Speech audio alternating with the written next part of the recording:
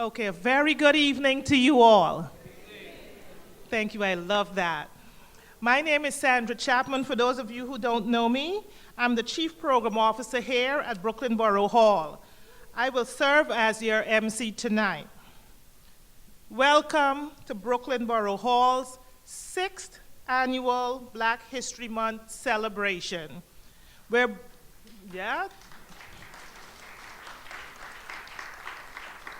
Sixth annual Black History Month celebration, where Brooklyn Borough President Eric L. Adams, that's where we clap, will honor the borough's Black educators, including non-traditional teachers who have demonstrated commitment to making an impact on Brooklyn's youth.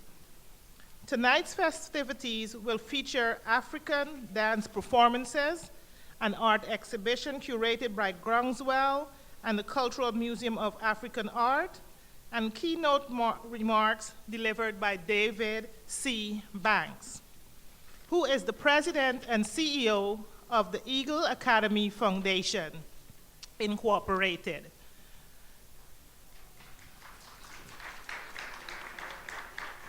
Eagle Academy Foundation, Incorporated has educated more than 3,500 young men of color across 6 Eagle Academy schools since 2005. Yeah. We've got to give a lot of accolades tonight. To start tonight's program, we will have an African dance performance by Cynthia King Dance Studio. So please put your hands together for our dancers.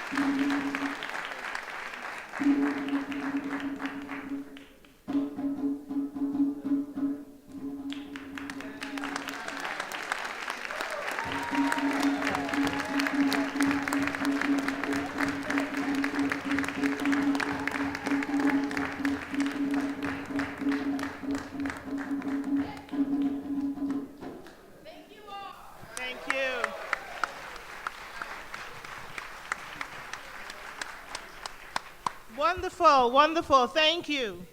I would like us all to stand and remain standing for the national anthems.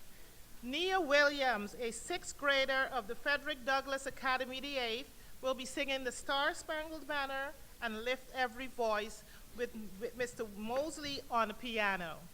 Will Mosley on the piano. The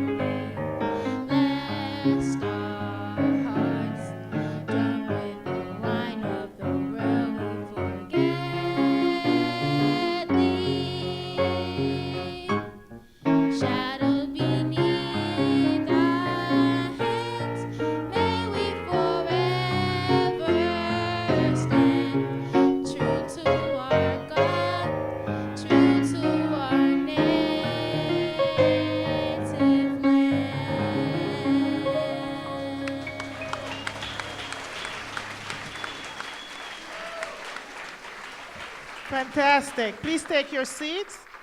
Thank you, Nia Williams and Mr. Will Mosley on piano. I should also say thank you to Nia's mother, Giselle Thomas, for having Nia here with us today. Let me take this time to thank our staff and volunteers, because without their assistance, this program would not be a success today. I'm going to ask you to welcome the first African American elected to serve as Brooklyn's chief executive. This is a person who empowers and inspires the residents of Brooklyn and even those residents beyond Brooklyn. Ladies and gentlemen, please put your hands together for Brooklyn Borough President Eric L. Adams.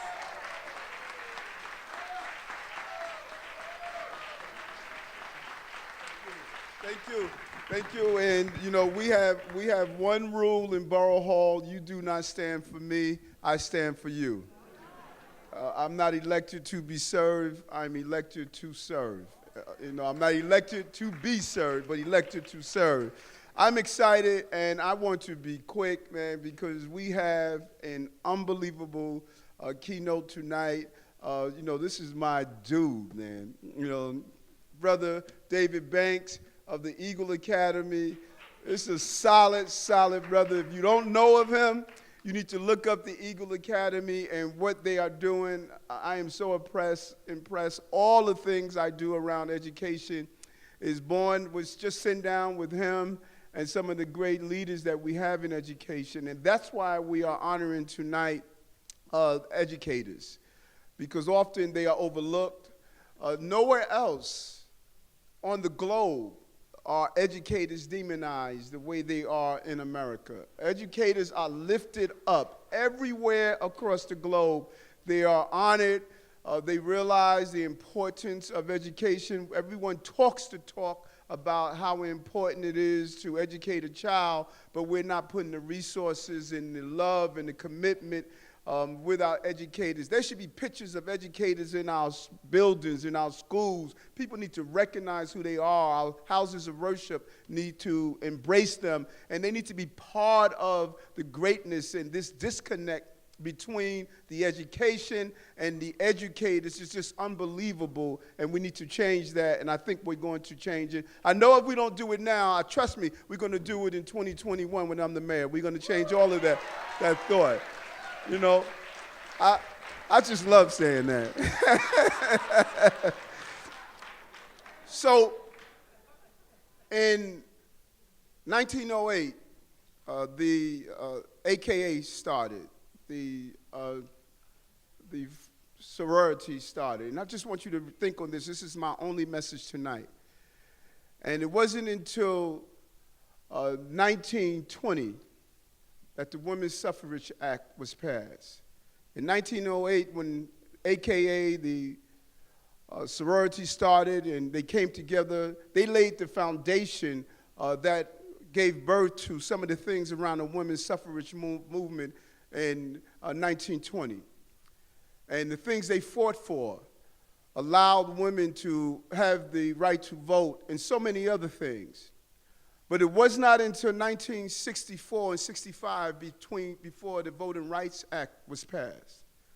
40 years later, and women were so committed and dedicated to dealing with the issues of women across the country that it was 40 years later before we benefited from the action that took place in 1908. We have to be careful on what's going on right now. I know a lot of folks were angry when Hillary Clinton lost to Donald Trump. Got it. But long before Donald Trump, 1 million black boys and girls were stopped in this city with stop and frisk. Anger should have been there. Long before Donald Trump, mothers were losing their property from landlords who were forcing them out. Long before Donald Trump, our grandmothers were not getting the same care and same preventive care as others were getting in other communities. Long before Donald Trump, Our children were not getting the quality education and the resources that they needed in their communities. Long before Donald Trump, we were having black boys being shot and killed.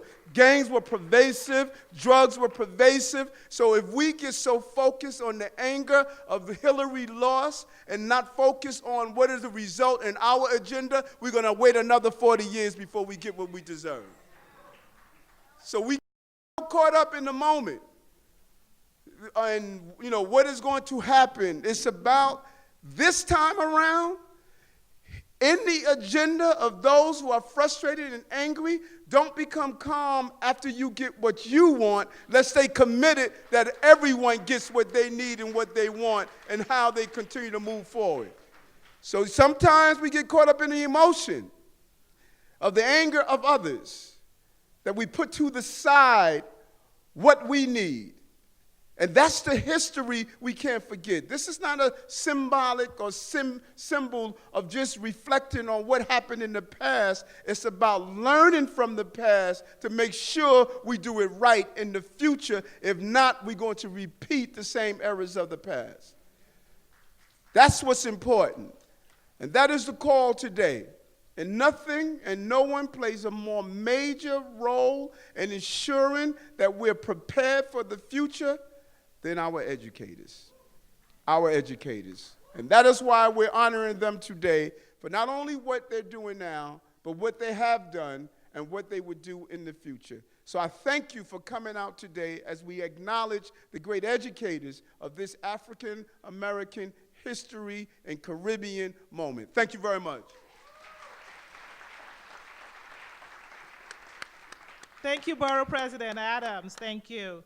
Before we hear from tonight's notable keynote, please turn your attention to the TV monitors for a video presentation compiled by CBS. Well, it's a public education success story for inner city kids. The Eagle Academy for Young Men is a system of 6 schools open to grades 6 through 12. The group, 100 black men, created the program back in 2004. The schools are strategically placed in high-crime areas in all of 5 boroughs of New York City and in New Jersey. Vladimir Dudier is at the Eagle Academy in the Bronx to show us how it could be saving lives. Vlad, good morning. Good morning. Here at this Bronx school, every day begins with breakfast and a town hall meeting, which you can see happening behind me here. This is an opportunity for the students to hear school announcements and to get together with any administrators to go over some of the issues they may be having. And that's just one of the ways that sets Eagle Academy apart from other New York City public schools. The Eagle Academy for Young Men was created to make a difference in our Black and Latino communities, especially for young men like me. Japaris Sheridan is a 17-year-old senior at the Eagle Academy for Young Men in the Bronx. At this senior convocation, he was chosen to speak not as class president, not as valedictorian, but as a young man who's conquered many of the struggles facing the boys in his school. I was heading down the same vicious cycle that so many of today's urban youth get caught up in. A path that only has 2 potential outcomes, either prison or death. Before I came to Eagle Academy, it was constant fights, getting arrested. Arrested? Yes. How many times were you arrested? Maybe 4 to 5 times. Japaris, the oldest of 6, lives in a violent and crime-ridden neighborhood in the North Bronx. Like 67% of black children in America, Japaris has grown up in a single-parent home. Adding to his problems is the fact that both his parents were incarcerated on drug charges when he was 9. He took it the hardest because he was the oldest. I had many nights that I cried, like blaming myself. His mother, Mercedes Smith, admits it hasn't been easy for him. We're not that far from the projects where it's always shootouts. Even on this block, the back block, shootouts, a lot of fights, a lot of gangs. They wanted him to join gangs. When his mother learned about a public school in the neighborhood geared specifically to boys of color, she urged Japaris to apply. That was the best choice between me and my son we could have ever made. Out of thousands that applied, Japaris was one of the lucky 100 to be accepted in his grade. But it didn't stop local gangs trying to recruit him. But the trouble in the streets didn't stop. He was always in a fight every day. Even outside the school, they would go to the school. He says the biggest turning point in his life came when a teacher here went the extra mile to help him. And I said, wow, what is going on with this student to where, at one end, he wants to do well and he wants to learn, but then on the other end, he has such a short fuse. Ms. Macklin was his 9th grade teacher. One day in my class, he said to me, he feels like he wants to commit suicide. And, And I talked to him about why he wanted to commit suicide, and he just said that he was going to die anyways. He was going to get killed on the street. So that equals the 136. From that day on, Ms. Macklin has been Japaris's advocate, providing counseling and support. That was the first time a teacher ever went above and beyond to help me. Ms. Macklin, I have thanked you in the past, but I don't think I remember telling you this. You've changed my life. And that, according to David Banks, the president and CEO of the school's foundation, is the point of the Eagle Academy. We help young men to understand what it takes to get the light to go on, for them to believe in themselves. We are the ones we've been waiting for. They do that by providing the structure and discipline many of these boys never had. Students must wear uniforms. Each boy gets paired with a mentor from the community. School days are longer to avoid idle time on the streets. And the kicker? There are no girls here, right? That's right, no girls, and it makes a huge difference. I'm sure it does. Right? So, I mean, because that's a huge distraction when you're a teenager, I think. I think be able to come to a place where they don't have to worry about competing for girls or getting dressed up for girls, and they can just be very focused on their schoolwork. We have a lot of young men who many schools would shy away from. We admit all of these young men, and we say that we'll put them all in there together and we'll get everybody to the finish line. People don't see the greatness that lies within boys of color. They're boys, they're kids, just like any other kid in America. And with the right direction, they can soar. I remember watching Convocation from the sidelines as a freshman, sophomore, and junior. Now I am here. I made it. That school will be a forever in my memory, my heart, and grateful to them as well because they didn't give up on him. Instead, they gave him and his family an alternative to life on the streets. Japaris will be the first in his family to attend college. Today, Eagle Academy has about 2,000 students in their classrooms. They hope to have 4,000 by 2021. The goal after that, to replicate this progress across the nation. Gail? I know. That's such a great story, Vlad. David Banks and his team do amazing work there. You know, somebody told me once long ago, if kids don't think you care, they don't care what you think. And you can tell at Eagle they care.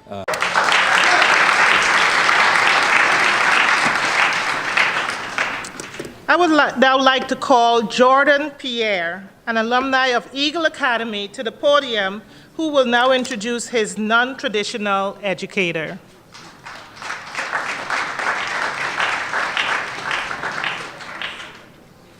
Good evening. My name is Jordan Pierre, and I'm currently a 12th grade scholar at Eagle Academy for Young Men 2 in Ocean Hill, Brooklyn. I stand before you today as not only a representation of over 3,000 Eagle scholars across the 5 boroughs, but as a representation of the community of young men that look just like me. I entered Eagle Academy in the 6th grade and have learned a lot throughout my academic journey. The first lesson is that we are a community. And as a community, particularly in a society where standing up for our people can be seen as a revolutionary act, we must be our brother's keepers.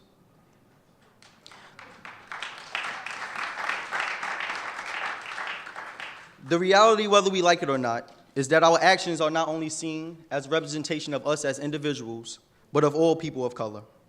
We are an extension that goes well beyond how we are able to use our hands and our feet, beyond how we are portrayed through media, and beyond our caregivers' homes. We are eagles. We are meant to soar responsibly, land when we need help, and encourage others to soar with us or higher. This is what makes us a community of brothers, a revolutionary act in today's world. Secondly, Eagle has taught me that despite my circumstances, I possess the power as a young man of color to fuel change. Coming from poverty-stricken neighborhoods, my reality is much different from my counterparts. But not for a second should we believe that our adversities are a burden, for surely they are a blessing. Coming from a place where many of us have nothing and bear witness to the financial burdens our guardians carry, strengthen our desire to want everything. We are not products of our environment, but conquerors of our circumstances. Rather than feeding into stereotypes, we ought to prove them wrong and use our platform to be the voice of our community, which is often unheard. Mr. Banks is the president of Eagle Academy Foundation, the man whose idea was to establish an all-boys learning institution within minority communities, a responsibility we all can agree is not easy, especially in today's society. To effectively educate young men of color, it requires the teaching of our history and the exposure to black men and women that have and are currently dominating in various fields in this nation. Mr. Banks has succeeded in turning his idea into a reality. His works has opened up many doors for my brothers and I. It is said that whenever you climb out of the struggle, never forget to throw the rope back over to help others.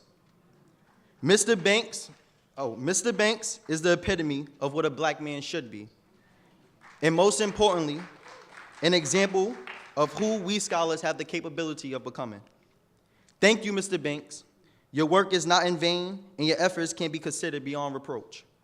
It is my pleasure, my honor, my duty and responsibility to introduce to some and present to others Mr. David Banks.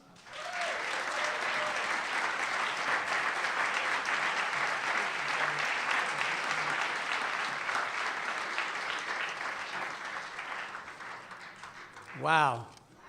Wow, right?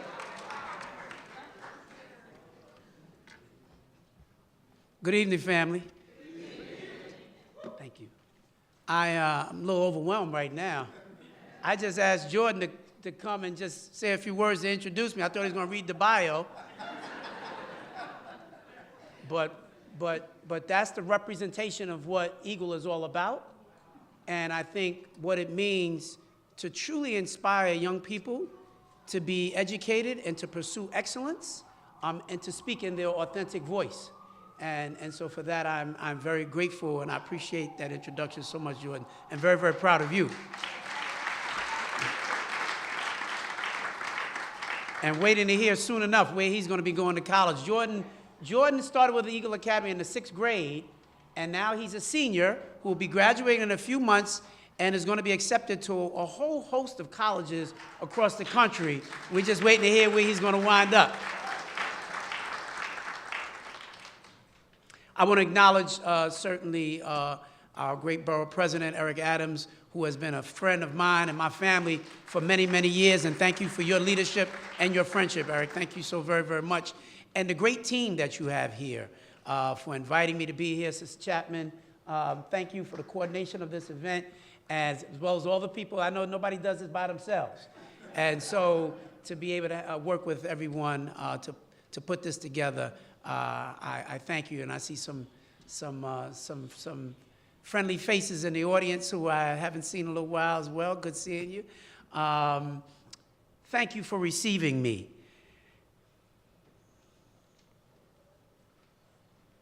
There's my friend. And we're going to talk about that in a minute, because that was at the kickoff of the BK9, and we're going to talk about that work in just a moment. But as we celebrate Black History Month, right, we are reminded of the founder, Carter G. Woodson. Absolutely, we ought to recognize and thank him. Because it's the words of Carter G. Woodson which resonate with me on a daily basis, and in so many ways reflected even in what Jordan said. He said that if a race has no history,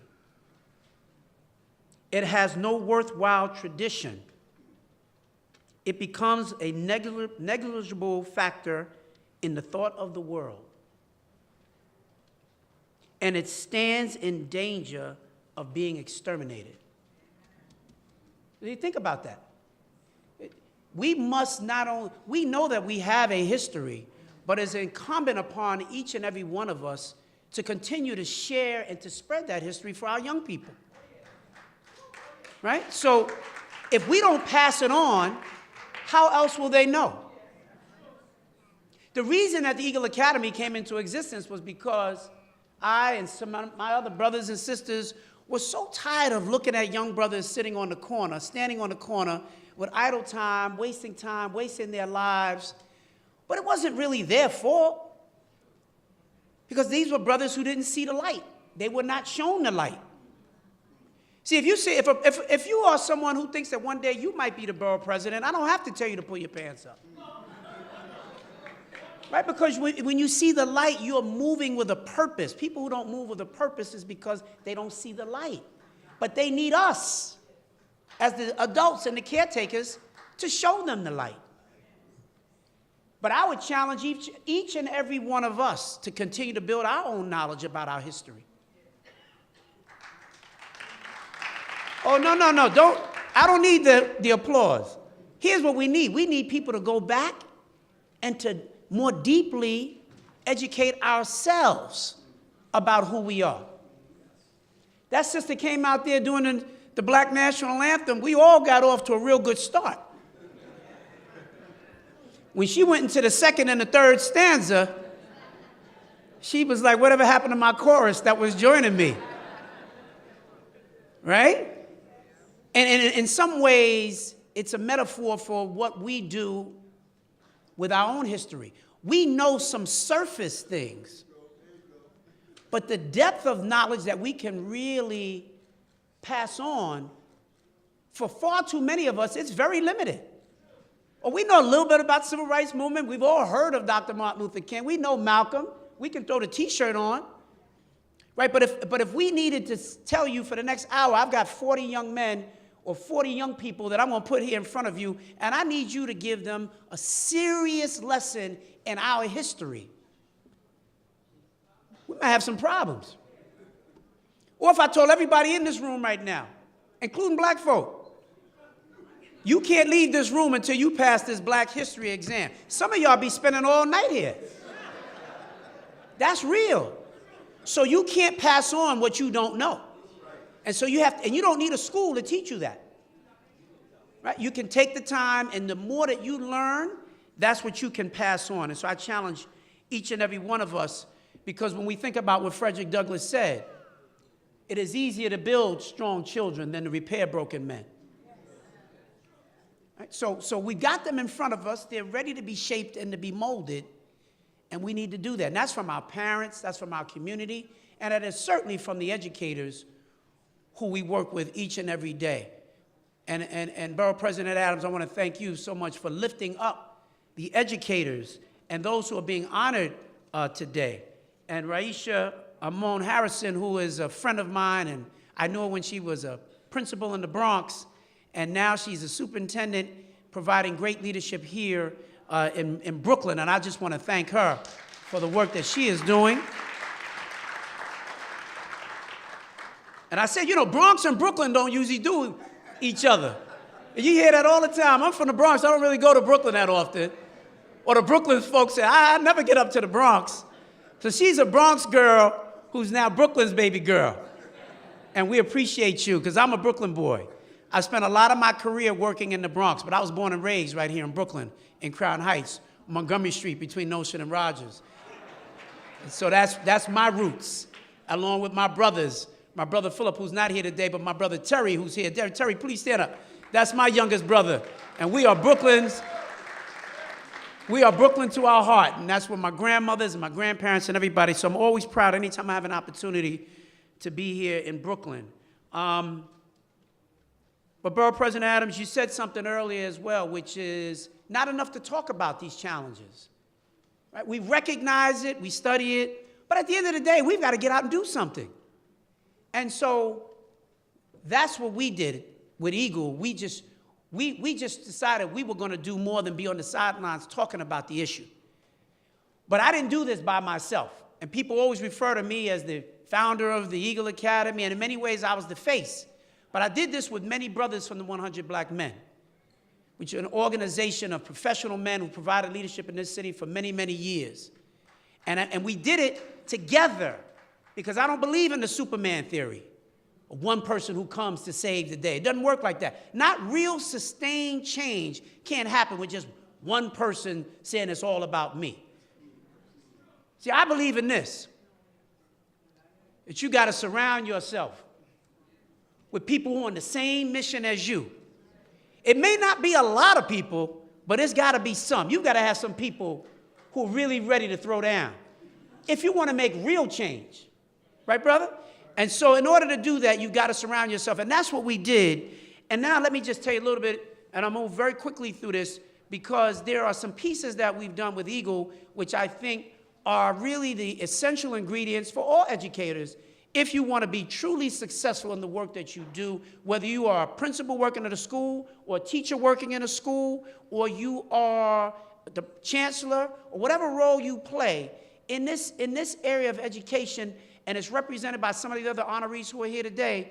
Here are some of the key components. Right? You've got to have real parent engagement. And that starts by a healthy respect for parents. I can tell you, every school in America tells you, we want parents to be involved. We want, parent power, parent engagement. Everybody says that. But do you really practice that? Let me give you one example of something that we did and that we do at Eagle that a lot of schools don't do. When you have a meeting on a Wednesday night for parents, and you got a school with 1,000 students in it, and you get 25 parents to show up at the meeting, and the school complains that our parents don't care, they don't want to get involved. That's not true. Here's something that we did at Eagle. We held all of our parent meetings on Saturday mornings. And guess what we had? Standing room only, just like this room. Why did we have that? Because what we were implicitly saying to our parents was, we need you to be partners with us in this work. We can't do it without you. And we will meet you halfway to make it happen. You see, when you do a Wednesday night 7 o'clock meeting for parents, you're basically saying to the parents, we want you to be partners, but we want to do it on our terms. See, because if you say it's Saturday morning, teachers go, well, wait a minute, that's my time. I'm not looking to come back to the school on a Saturday. But if you're serious about getting the parents involved, then you got to do it differently. Right? So if you do it the same way you've been doing it, you're going to get the same 20 people that come out. But if you're really serious about making a real change, then you've got to think out of the box and do some things differently. When we talk about academic excellence, not just going to school, not just trying to get by, but being excellent. See, that's what Jordan represents. Somebody who's pursuing true excellence. But when you're working with young men, that's a whole different body of work. Let me ask you this. How many of you have sons? Daughters? Let me ask you this. How many of you know that boys are different from girls? Let me just do it like that. Or should know that. There's an energy that bounces off the walls. So when you imagine you've been at Eagle Academy, we have 3,000 boys. Y'all pray for us, please. Because everybody's not prepared to deal with the energy that the boys bring. And very often that energy is seen as negativity. It's seen as dysfunctional, right? It's seen as something that some schools want to medicate because he's too hyper, right? Or otherwise we want to classify him special education. He needs special services. When what he really is, he's just absolutely brilliant, and he's challenging you to figure out how to channel that brilliance. But if the same way you've been doing it, and like it's one size that fits all for everybody, then people are going to get classified with all of these labels, and you never fully recognize the potential that lies in each and every one of our young people. And that's a mission and a work that we have focused on. Boys love to compete. Did you hear what I said? Why do you think they love to be on all of these sports teams? And I don't mean to speak in complete generalities, right? But boys will put the practice in to be on that team because they know the goal is clear. We're trying to win the championship. We're trying to get that trophy. And so we will do all those laps in the gym. We will do all those push-ups and those sit-ups because we're very clear about what it is that we're trying to achieve. We will work in cooperation with each other because we are trying to compete against those other teams. If schools figured out how to make that energy work for them in the classroom, you could have transformational results. But you've got to understand how that works. And that's a challenge that we put out to all the schools, not just a challenge, but it's some things that we have figured out with Eagle Academy, particularly working with young men, that you can absolutely make a difference when you understand how boys move and the energy of boys. And it's not negative. It is, in fact, a very positive thing. College preparation. So you see these young men, just like you see Jordan in his uniform and these young men. We have our young men from Eagle Academy visit colleges all over the country. Why? Because we've said to so many of them, and we know everybody's not going to college, but we strive so that every one of them can absolutely go to college. But just like on that football field or that basketball court, when they're clear what the goal is, in school, very often, they don't know what the goal is. They feel like we're just going through the motions every day because you told us as teachers and parents, you have to go to school. And they're like, why? What am I trying to do with this? And so for some kids, they can figure it out in their mind's eye. But for a lot of boys, it's got to be a little clearer about why we're doing this right now. So they don't get the fact that you just tell them, we want you to go to college. David, they want you to know, they need to visit a college campus so it becomes real to them.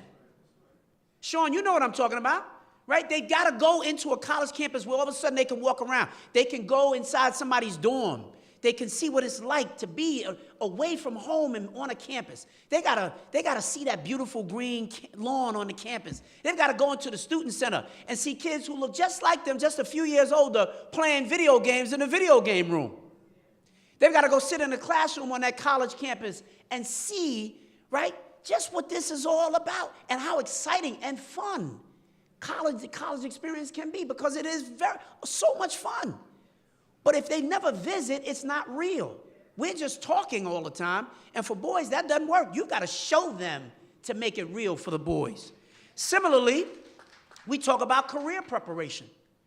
It's hard to dream of becoming a borough president if you've never met one. Think about it. They're just amorphous terms that people throw around. What is an investment banker? What does it mean to work in Silicon Valley in the tech industry? What if you've never met somebody who helps you demystify that and understand just how possible that is for you? You just kind of go around with what you know. And for too many of our young men, they know well kind of the negative influences in the community. But when they are deeply aware of all the possibilities for themselves, that's what I mean when I talk about igniting the light. Because now they see the light. You see that State Senator Gustavo Rivera from the Bronx, and he comes in every year and he talks to our guys, and that's Maurice Coleman sitting in the middle of that circle with those other young men. And he's a senior executive at Bank of America, an investment banker, right? Takes the jacket off, rolls up his sleeves, sits down, and tells these guys about his story and how I got to where I am and what I do as an investment banker. Let them ask every question that they want to ask. And tell them how much money you make. Because that's real as well. That's one of the lessons I can tell you is essential when you're talking about young men. You got to speak truth to power. So here's what happens. People show up on a career day, and they talk about all the things that they do, and then the boys invariably go, what? How much money you make? Because that's intrinsically important to these young men. And what happened? What does the career speaker then turn around and do? Well, it's not really about the money that you make. It's about, did you find fulfillment in the work that you're doing and the love for... They done tuned you out now. Because you're not being real with them. And with young men, you have to keep it real. And so you got to tell them about the possibilities and what they potentially could make. It's not just about the money. And you can tell them that after you tell them how much money you make. Keep it real. Very, very important, because that's what allows them to run toward the light. Extended day programs, right? Support. The borough president has been very supportive to the Eagle Academy right here in Brooklyn and making sure that we get the additional funds that we need so we can keep these young men off the streets. We can keep them after the regular school day. Because when does the trouble happen for so many of our young brothers? Mommy's still at work, right?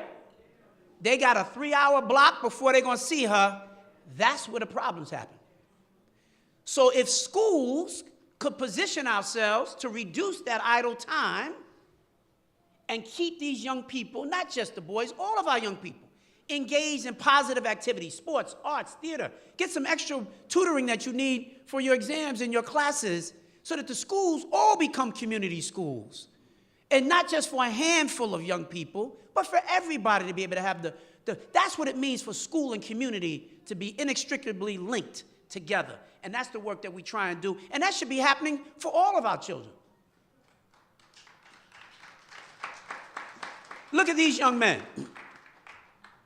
This was when I spoke at the Democratic National Convention a couple of years ago, before we thought Donald Trump was going to become president. And I brought 40 young men with me to Philadelphia to speak. And they all stood up on stage in front of millions of people, and they recited Invictus. Invictus, the poem of resilience that Nelson Mandela recited every day when he was on Robbins Island incarcerated. He said that's what kept him sane and kept him alive, that God was speaking to him through that poem. All of our young men at Eagle Academy recite that poem daily so that they understand that. So it speaks into their consciousness that you're going to get knocked down, but you've got to get back up. And so rituals are important. They're not just a nice thing, they're really important. Why do you think young men are drawn to gangs? The rituals, the protocol. All the gangs, they all have their colors. They got the different rituals that you got to be involved in even to get in. They got their higher order, you know, the pecking order, who's in charge and all that. Boys are drawn to that stuff.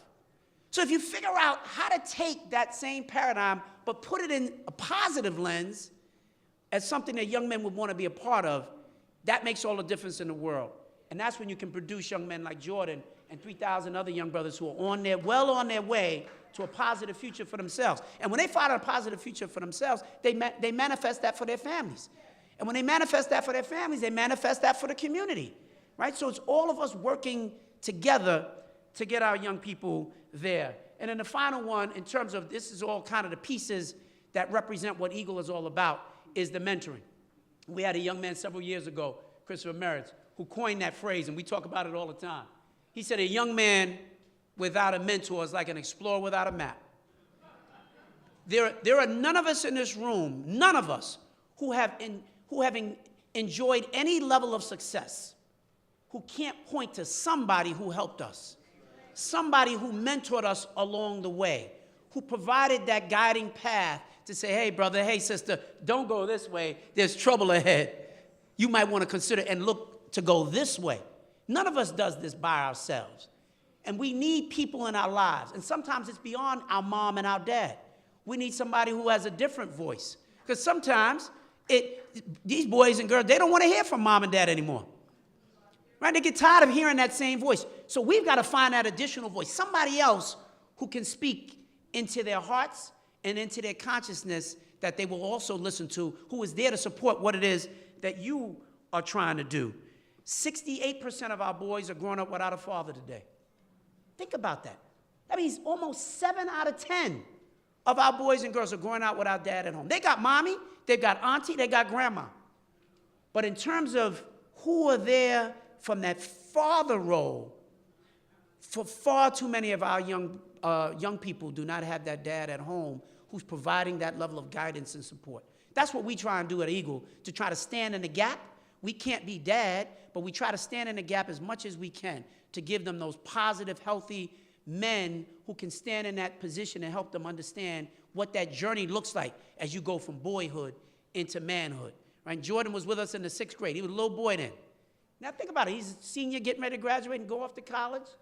Right? They need to have somebody who guides them along that way, who can show them the way. And that's what we do. And so last couple of things I want to say is this, right? As a wrap up to this, nothing is more meaningful to a child, and nothing is needed more urgently than to feel loved, to feel safe, and to feel that the person who keeps him loved and safe has high expectations. That's a quote from the book that I wrote, which you see there, Soar, How Boys Learn, Succeed, and Develop Character. That's my book, and that's a quote from the book. Because I can tell you a whole lot of stuff, but at the end of the day, that's really what it comes down to. They've got to feel safe, they've got to feel loved, but that's not enough. You still have to maintain high expectations and not just love them to death. Especially the young men. You got to make sure that you're still holding them accountable for all the things that they are supposed to do. You can't allow and make sure that your girls are trained and they're handling all of their business and they're doing all the things that they're supposed to do. But the boys, you just love them so. and let them get away with all the things that you don't allow your daughters to get away with. So you set a double standard in your own house. And I'm here to tell you, that does not work for young men. If you don't maintain that high expectation, you are raising young men who are not going to have any worth to any woman out here. They're not going to have enough worth for themselves because you just love them so much. We need you to love them a little less and hold him to account, because then you will have a man on your hand who's worth something. Anybody who knows me knows that my all-time hero is Muhammad Ali, the greatest of all time. And Muhammad Ali, for me as a boy, looking at Ali, he was like my all-time hero. And I was inspired by him. His spirit today still inspires me in everything that I do. And as great as he was, and look at him, the man looks like $1 million, don't he? He was bad, and he knew he was bad. And when he was in his prime, nobody could touch him. But he gave up his crown. He gave up his crown because of what he believed in, and we refused to be inducted into the Vietnam War. And they said, we're going to take away your heavyweight crown. You're not going to have an opportunity to make money because you're not going to be able to fight ever again. And in all likelihood, we're going to send you to prison for many, many years. Your life will be effectively over. And Ali said, do what it is that you have to do, but I will never give up on the convictions and the things that I believe in. That, more than his boxing, is what inspired me today. That's what inspired me my whole life, that a black man to stand up in the face of the federal government and to stand eye to eye, toe to toe, and say, I will not bow down to you. That's what you need in a real man. But watch this. Ali fought the good fight. Ultimately, the Supreme Court overturned it, and he came back after almost 4 years to fight again. But he came back, he was a little older, he was a little slower, he wasn't quite as good as he was when he left. Because it's hard to be as good as you were if you lose 4 years. But he came back and he won his first couple of fights, and then they put him back in the ring against Smoking Joe Frazier, who was the heavyweight champ, who became the champ after Ali left. And Smoking Joe Frazier had never lost a fight in his life, nor had Muhammad Ali. And all of a sudden, 1971, they put them both in the ring together. They called it the fight of the century. 2 undefeated champions going head to head. And they went and they fought 15 rounds. They don't even fight 15-round fights anymore because they say it's just too dangerous to go that long. And the fight was even going into the 15th and final round. And in the middle of the 15th round, Joe Frazier unleashed a left hook that put Muhammad Ali on his behind. And that knockdown is what caused Frazier to win the fight. And at the end of the fight, Ali said, Joe Frazier hit me so hard, he jarred my kinfolk in Africa. And I remember the reporter said to him, but champ, what was going through your mind when you were on the floor, on the canvas? And he said something to me as I wrap up right now that I've never forgotten, and it's a message that we need to tell all of our young people every day, at home, in our schools. The message is what Muhammad Ali said in that moment when the reporter said to him, what was going through your mind? And he said, to get up. I'm not supposed to be on the ground. I'm a champion. Champions don't stay on the ground. You may get knocked down on the ground, but understand that you're supposed to get up. Your destiny is not on the ground. Don't be comfortable on the ground. God has ordained you for something powerful that only you can do. When God created you, he didn't create anybody else like you. He had people who have your name. You have people who have your height. They may even look alike like you or sound like you, but they are not you. Each and every one of us was uniquely created to this universe because we all have something to give that nobody else can bring to the table. So get up, young man. Get up, young lady. Be all of what you are supposed to be and let God continue to create and define your life. God bless everybody. Thank you. Thank you, darling.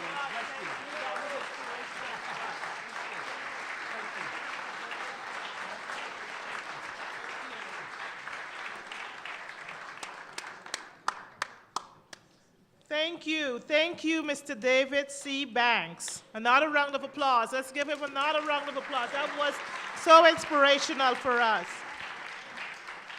Before we start the award presentation, I would like to ask, before I even do that, I am missing an honoree. Is Des Ann Romaine in here? Des Ann, please come on up. You are being honored. Yeah. Before we start the award presentation, I would like to thank tonight's sponsors, NYC and Company Foundation, and of course, a good friend of mine and a friend of Borough Hall. I want to invite Ms. Gail Smith, Chief Custom Officer at Metro Plus, to give us brief remarks.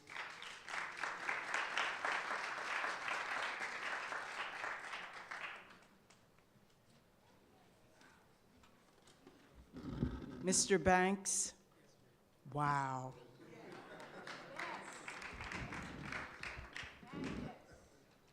My grandson is here today.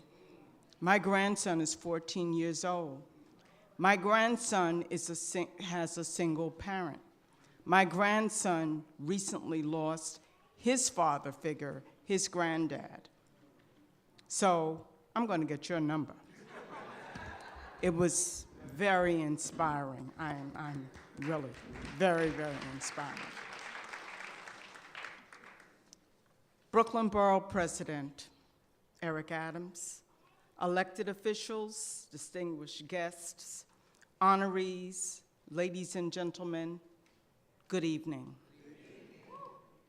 Metro Plus Health Plan is honored to partner with Borough President Eric L. Adams and his office, because I'm Gail L. Smith, and his office for the 6th consecutive year as we celebrate Black History Month. You already know I'm Gail Smith, so I'll go past that. But Metro Plus Health Plan is a wholly owned subsidiary of New York City Health and Hospitals. We provide health care coverage to over 500,000 members. It's not even about that. As we reflect on our storied past, beginning in Africa, where we were kings and queens before being shipped to America in the late 1700s as slaves, and through the perseverance and the many trials and tribulations faced by our ancestors and fair-minded white folk, we would not have had the 13th Amendment to the Constitution prohibiting slavery in 1865, the 14th Amendment in 1868 defining citizenship to include blacks, nor the 15th Amendment in 1870, where blacks were given the right to vote. And lest we not forget the Civil Rights Act in 1964, prohibiting discrimination based on race, color, religion, and/or natural origin. Yes, we have come a long way, baby, and we have many African Americans to commemorate and to be thankful for. I'm just going to name a few: Harriet Tubman, Frederick Douglass, W. Du Bois, Rosa Parks, Martin Luther King, Malcolm X, Nelson Mandela, Shirley Chisholm, Barbara Jordan, Maya Angelou, Muhammad Ali, Thurgood Marshall, the first African-American Associate Justice to the Supreme Court, Colin Powell, the first African-American U.S. Secretary of State, Oprah Winfrey, the first African-American female billionaire. Hello. Eric Holder, first African-American Attorney General, the mighty Barack Obama, our first African-American president, Michelle Obama, the first African-American First Lady, just to name a few. There are countless other heroes and sheroes, yet we still have miles to go before we sleep. I would like to give thanks to two personal ones. If you have been at any of these Black History Month celebrations over the past 16 years, because we've been with Borough President, future Mayor, Eric L. Adams for 6 years, but prior to that, we were also associated with the past Borough President. But had you been around, you would have heard me fondly speak of my beloved grandmother, affectionately known to many as Mother, as my Shiro. Mother was a strong, loving Black woman who gave me a moral compass and taught me the importance of education, treating everyone with dignity and respect, and never, ever forget from whence you came. Mother, my Shiro, lived to the ripe young age of 96. Now, my hero. I was blessed and fortunate enough to meet and fall in love with a man, I want to get emotional, like no other. Clarence Pop Smith was my husband, lover, friend, and soulmate for 42 years. He was a proud Brooklynite. We were inseparable and did everything together, including traveling, especially cruising. My husband, he was a Scorpion too. You see, I have my Scorpion.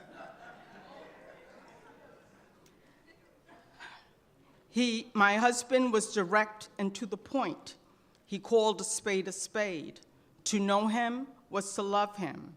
There are many adjectives and colorful descriptions which were attached to his persona. Proud African-American man, devoted husband, father, and grandfather, gentleman, dapper, positive attitude, in your face, engaging, mayor of Dorchester Road, that's in Ditmas Park where we live, provocative, salsa king, true friend to the end. He taught me so much about life. I used to see everything out of rose-colored tinted lens. He enabled me to see the real deal and to know that everyone is not your friend. I became a stronger woman because of this. My husband passed away unexpectedly while we were on a cruise last summer with our grandson. In closing, tomorrow is not promised to anyone. Please remember, and this is me, LLG. L, life, live. Live life to the fullest. L, love. Love each other. And G, give. Give back. This is for you, honey, my king and my hero. Loving you forever and a day, your queen. Thank you.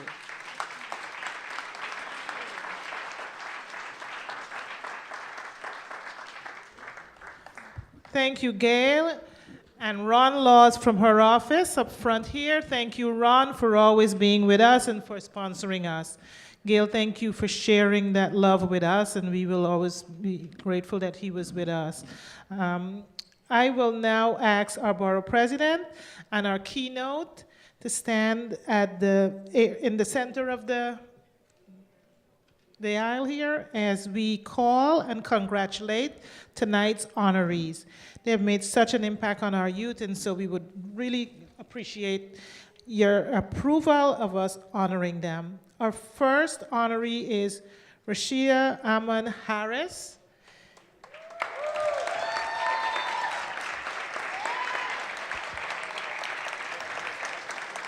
Rashia is an educator at heart who has 24 years as an award-winning classroom teacher.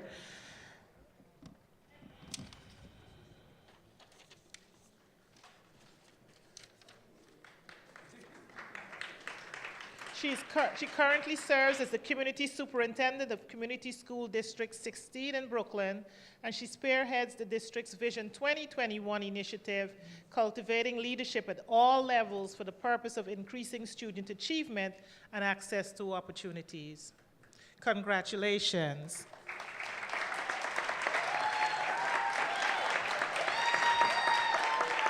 Our next honoree, you have seen her already, Aisha Rivers, and it's a surprise for her today. Oh, wow.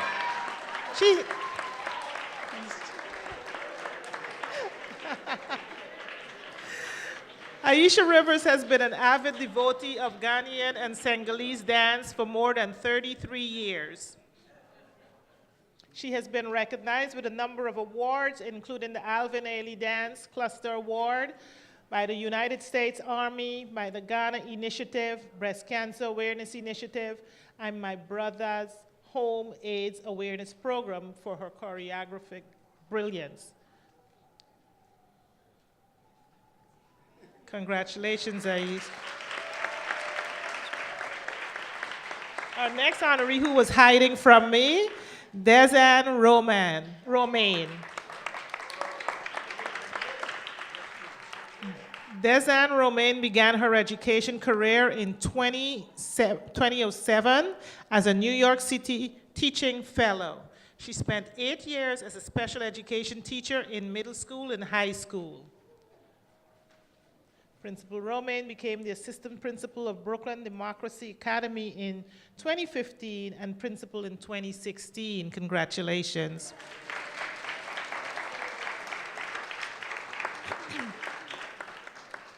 Last but not least, we're going to invite up Curtis Smith.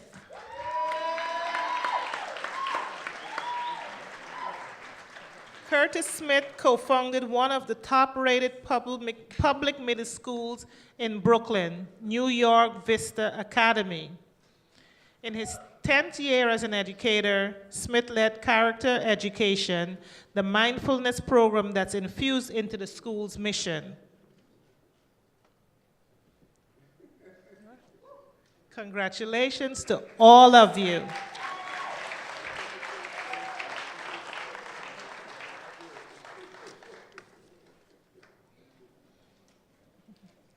So if I can call up all of our honorees and our sponsor to take a picture with the Borough President and our keynote, Mr. Banks.